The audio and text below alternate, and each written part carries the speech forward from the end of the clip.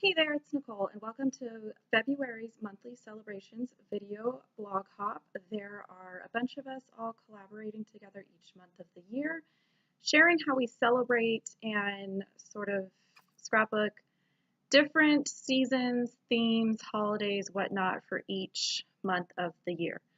For February, I chose to go pretty traditional and just do a Valentine's Day layout. I am in the middle of a speed scrap challenge on a forum that I participate in, and I choose to sort of use these speed scrap challenges as a motivation to work through a bunch of scrapbook generation kits. I have a ton. Um, some of them I'm not loving anymore, so I'm kind of trying to figure out if I want to go through and try to sell them or just see if any of my friends want them or whatnot. Um, the other ones that I do like, I am sort of trying to focus on matching photos and get them sort of done and in my scrapbooks. This is actually the second time that I'm doing this video because the first time that I edited the video, I realized that the layout that I created, I had actually scrapbooked those photos before. So don't be like me. Don't be disorganized with your photos. Don't keep track of what you have already done and have not done.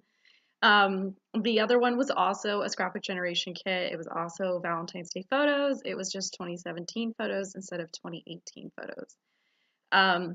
Valentine's Day for us is usually just real basic. I usually just kind of get some stuff for my kids.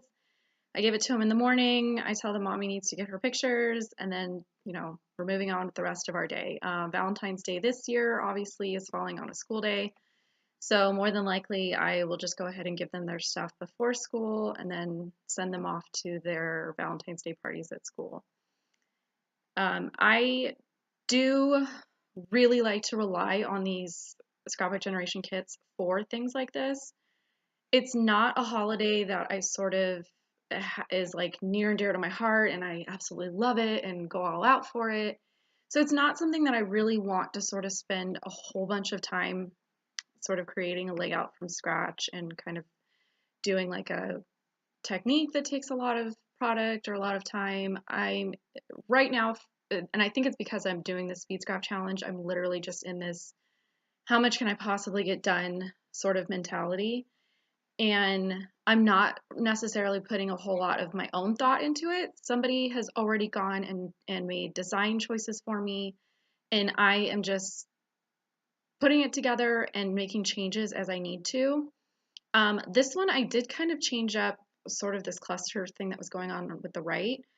Sometimes because the sample layouts that they do, they're using just a 4x6 photo place card and it's just white cardstock. So when you go to do your layout and you're using a real photo and it's somebody's face, I just kind of was like, well, I'm not going to put the embellishment where they're showing it because it's going to cover up something in the photo that I would like to see.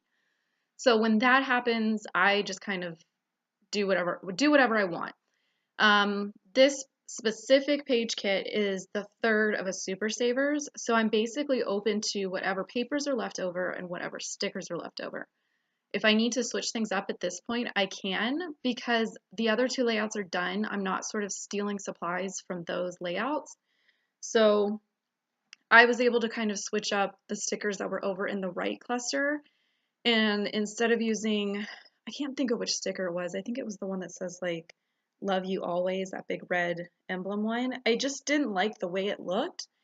And I preferred the banner that said Happy Valentine's Day because for my specific layout, it was Valentine's Day. So I just decided to go ahead and switch up the cluster. I had to move some of the stuff down a little bit further because, like I said, I didn't want it to go over my photo because my specific photo, I've actually put two 3x4s on one print. So I've got a lot of stuff and not a lot of dead space. So I didn't want to cover up, the stuff that I had given my son. I do like to kind of go back and see, what did I get them last year or maybe like amount of stuff.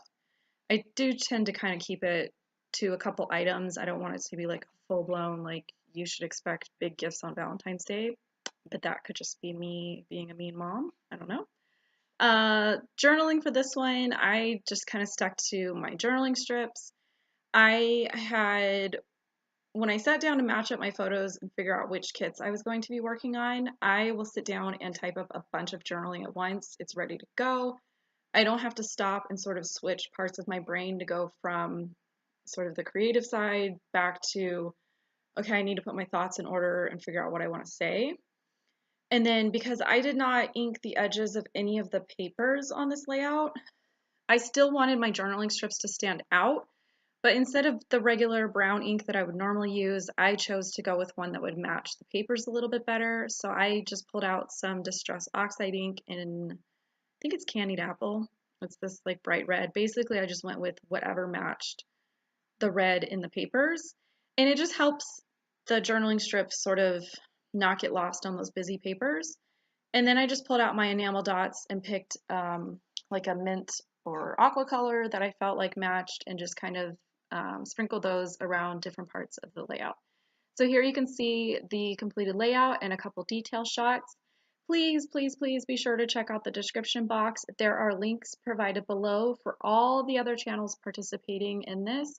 And be sure to leave us a comment this month and let us know what you celebrate in the month of February.